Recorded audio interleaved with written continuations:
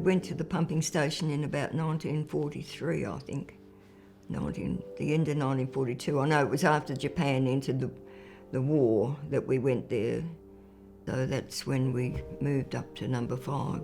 Well, when I look back, it wasn't too bad, but at the time, and because everything was all new up there, it was all built in the scrub. So everywhere, apart from the pump and that, when we looked out, all you could see for miles and miles was scrub. But this time of the year, when all the flowers were out, we used to hop on our bikes and we'd ride round and round and see what we could find different, you know. And so we found things to do, but it was a bit difficult to start with because the school was very small. Just had one teacher. He was a fireman, so they did 3 8-hour shifts, there was 3 of them, did 8 hours, 7 days a week. And the whole time they were there, the 8 hours, they were loading the fires up to make the steam, to work the engines. And after about 6 months, they'd give them a couple of days off, but they never had weekends or anything off. And it was very, you know, they were 6-foot logs, and they had to be about that big around. And that's all they did most of the day. They'd be doing that probably every hour or so during their shift, be loading up these, there were 4 great big burning things, and they were loading them up all the time. That was their job. There were 8 houses there. A couple had been built in recent times, just before we went there, but we were in one of the old originals, and most of the people were in the old originals. Like, there was engineers, and then there was an engineer in charge. He ran the show. Yeah, so I think there was 3 engineers, and they went to work with the men.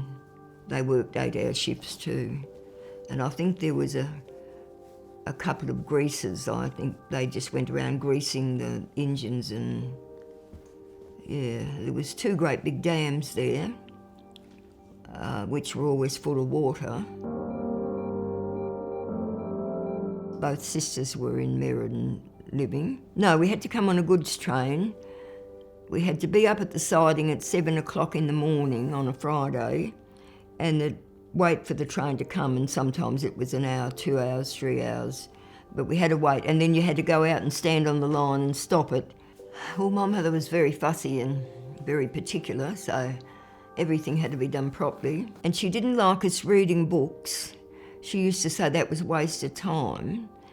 So any books that we had, we would hide under our bed or something like that, and then when we went to bed at night with the lantern, we would read. If she came and caught us, you know, she'd take the book away from us. She didn't think people should read, because she never went to school, so she never knew that.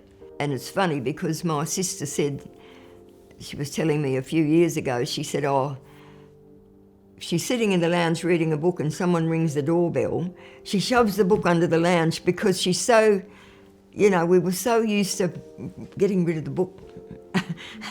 And she said she still does it today. I wanted to be a school teacher, but of course there was no way that I could ever attain to any of that. And the one thing that I always said was, if I ever had children, I would make sure they had an education. And I determined that even if I worked night and day, they would have an education and they would do what they wanted to do, and they did. So they all were so successful that I felt that anything that I had done really was a real blessing. Being able to educate my children, not having been able to have an education myself, I felt like I'd achieved something.